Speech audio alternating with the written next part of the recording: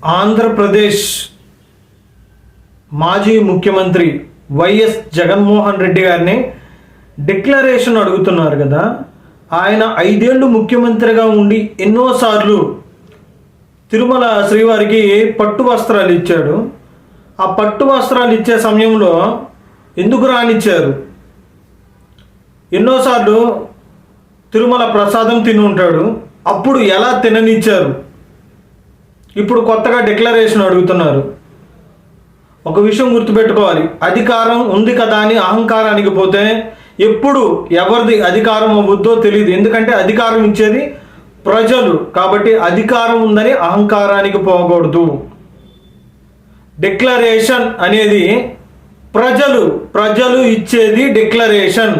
ఆయన వెళ్ళొచ్చు అని 5 సంవత్సరాలకు సరిపడా డిక్లరేషన్ ఇంతకు ముందు ప్రజలు ఇచ్చారు. అది గుర్తుపెట్టుకో.